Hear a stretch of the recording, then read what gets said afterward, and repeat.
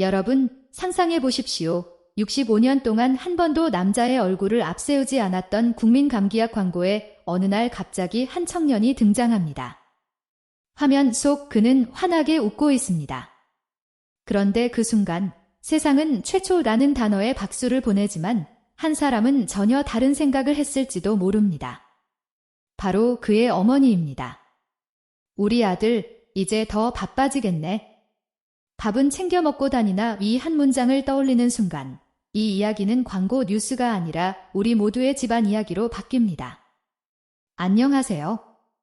오늘은 가수 이찬원 씨를 둘러싼 한 장의 광고 사진에서 출발해 부모 세대의 마음, 중장년 팬덤의 의미, 그리고 효라는 오래된 단어가 왜 지금 다시 뜨거워지는지 함께 들여다보겠습니다. 단순히 성공했다는 이야기가 아닙니다. 오늘의 핵심 질문은 이것입니다. 왜 수많은 어머니, 아버지들은 이찬원의 소식 앞에서 마치 자기 자식이 잘된 것처럼 눈시울을 붉힐까요? 먼저 판피린 이야기부터 해보겠습니다. 감기약 광고라고 하면 보통 우리는 익숙한 이미지부터 떠올립니다. 몸이 으슬으슬할 때 누군가 약을 건네고 따뜻한 이불과 어머니의 손길이 함께 따라오는 이미지 말입니다. 그런데 65년 동안 이어진 그 익숙함의 남자 모델, 그것도 젊은 트로트 가수가 들어섰습니다. 여기서 재미있는 지점이 있습니다. 기업은 분명 냉정하게 계산했을 겁니다. 신뢰도, 호감도, 세대 확장성, 구매층과의 접점. 광고는 감동만으로 만들어지지 않습니다. 하지만 대중은 계산표를 보지 않습니다.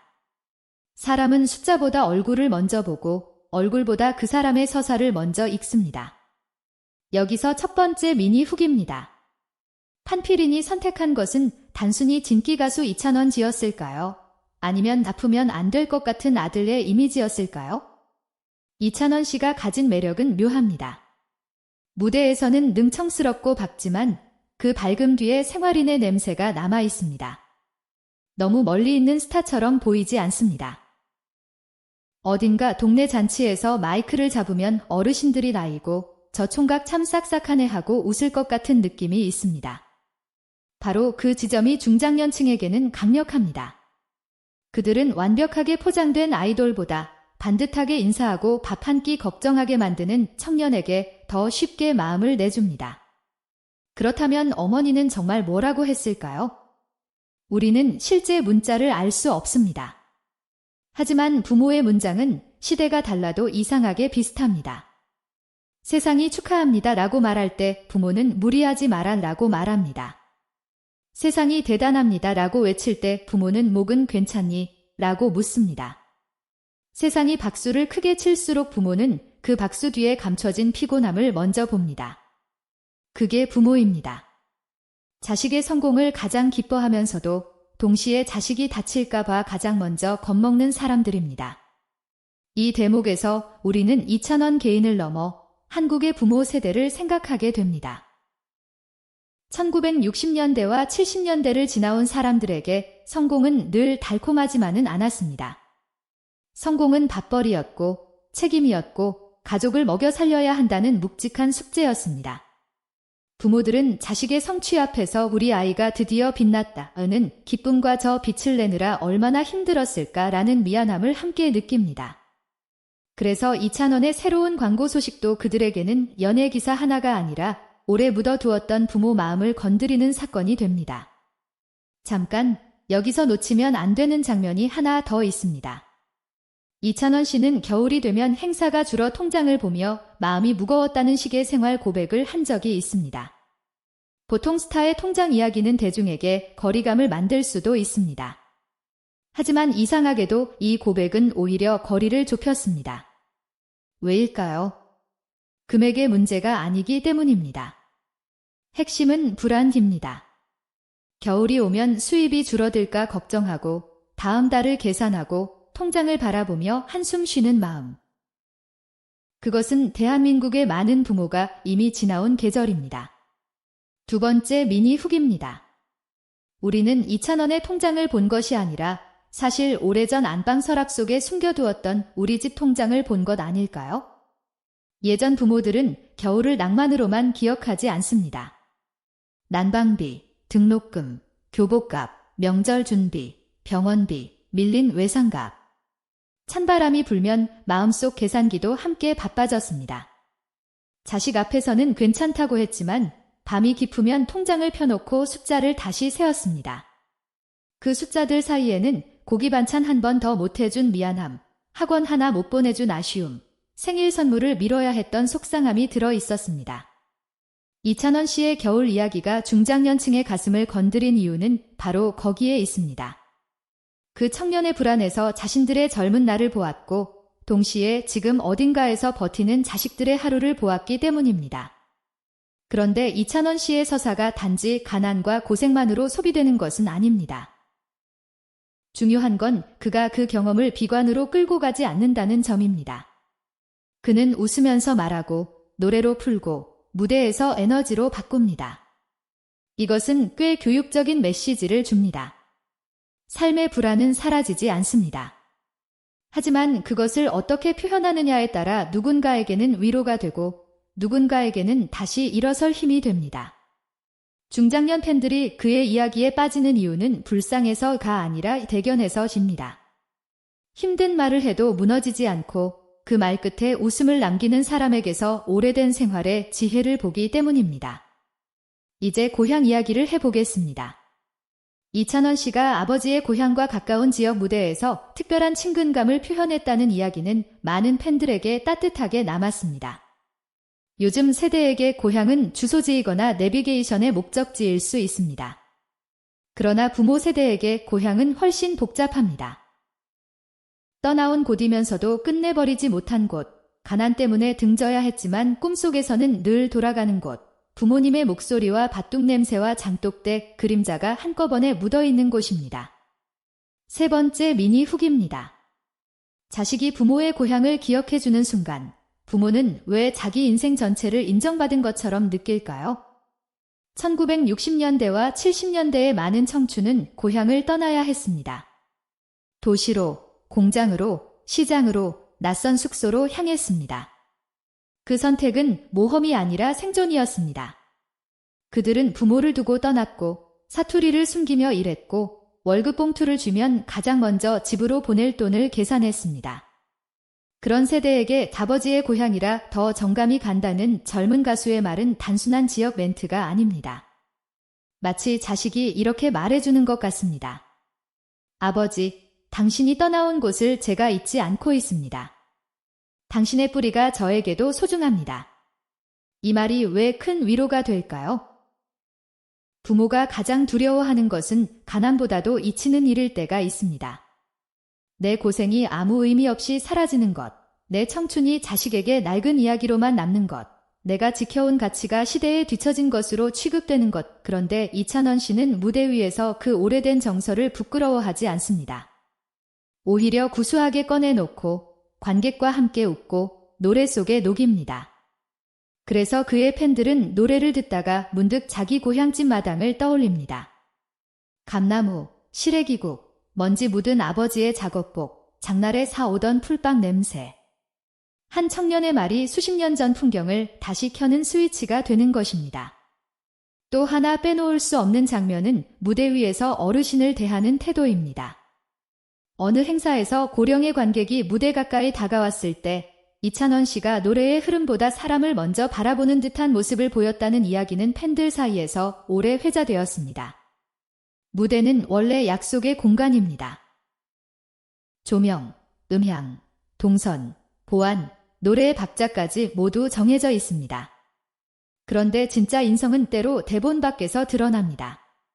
준비된 멘트는 누구나 할 수 있지만 예상치 못한 순간에 몸이 먼저 움직이는 태도는 쉽게 꾸밀 수 없습니다. 네 번째 미니 후기입니다. 한 가수가 노래를 잠시 멈춘 순간 왜 어떤 팬들은 오히려 더 큰 노래를 들었다고 느꼈을까요? 중장년층이 그 장면에 크게 반응한 이유는 단순히 예의가 바르다가 아닙니다. 그 안에는 사라져가는 존중에 대한 갈증이 있습니다.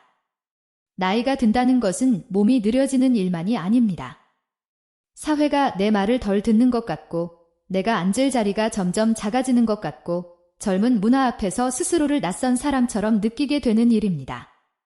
그런데 무대의 중심에 선 젊은 스타가 가장 빛나는 순간에 몸을 낮추고 어르신의 속도에 맞춰준다면 그것은 한 개인에게만 하는 친절이 아닙니다.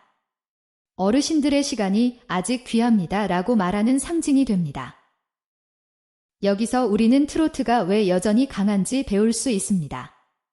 트로트는 단순히 꺾기와 바이브레이션의 장르가 아닙니다. 트로트는 사람 사이의 거리를 좁히는 장르입니다. 관객이 가수의 이름을 부르고 가수가 동네 사람처럼 대답하고 무대와 객석 사이에 생활의 언어가 오갑니다. 이찬원 씨의 강점은 바로 그 생활의 언어를 너무 잘 안다는 데 있습니다. 그는 어르신을 팬으로만 보지 않고 누군가의 어머니와 아버지, 누군가의 할머니와 할아버지로 대합니다. 그래서 노래가 끝난 뒤에도 장면이 남습니다. 음정은 사라져도 태도는 오래 남기 때문입니다. 이제 음악으로 들어가 보겠습니다. 정규 2집 찰란 속 엄마의 봄날이라는 제목은 그 자체로 이미 많은 사람을 멈춰 세웁니다. 왜 하필 엄마의 봄날일까요? 우리는 보통 어머니를 사계절 중 겨울에 가깝게 기억합니다. 손은 거칠고 얼굴엔 주름이 깊고 늘 바쁘고 늘 참는 사람. 그런데 봄날이라는 단어를 어머니에게 붙이는 순간 질문이 생깁니다. 어머니에게도 봄이 있었나? 있었다면 우리는 왜 그 봄을 너무 늦게 알아차렸나? 5번째 미니 훅입니다. 이 노래를 듣고 우는 사람들은 어머니가 불쌍해서 우는 걸까요? 아니면 자신이 너무 늦게 알아봐서 우는 걸까요? 우리 시대의 많은 어머니들은 젊은 시절을 자신의 이름으로 살지 못했습니다. 누군가의 딸, 누군가의 며느리, 누군가의 아내, 그리고 누군가의 엄마. 이름은 있었지만 불릴 시간이 적었습니다. 꽃 구경 가고 싶어도 아이들 도시락이 먼저였고, 새 옷을 사고 싶어도 자식 운동화가 먼저였고, 아프다고 말하고 싶어도 집안일이 먼저였습니다. 그래서 덤마의 봄날은 단순한 효도송이 아닙니다. 그것은 어머니에게 뒤늦게 돌려주는 계절입니다. 당신도 한때는 꽃이었고 지금도 꽃입니다 라고 말하는 노래입니다. 이찬원 씨가 이런 노래를 부를 때 특별히 설득력이 생기는 이유는 그가 감정을 과장하기보다 반듯하게 전하기 때문입니다. 효를 말할 때 너무 눈물만 강요하면 오히려 부담스러워집니다. 하지만 그의 목소리에는 밝음이 섞여 있습니다. 슬프지만 주저앉지 않고 그리우면서도 따뜻합니다. 그래서 듣는 사람은 죄책감에만 머물지 않습니다. 늦었지만 오늘 전화해야지. 이번 주말에 찾아가야지. 엄마 손 한번 잡아봐야지. 이런 실천의 마음으로 이어집니다. 이것이 좋은 대중음악의 힘입니다.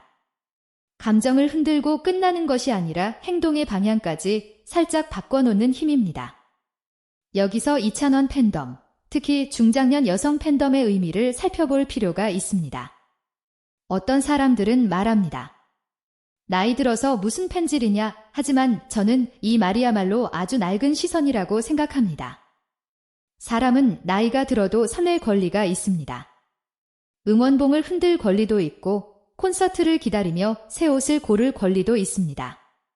가족을 위해 평생을 살아온 어머니들이 이제야 자신을 위해 티켓을 사고 친구들과 여행을 가고 목청껏 누군가의 이름을 부른다면 그것은 가벼운 취미가 아니라 삶의 회복입니다. 6번째 미니 훅입니다.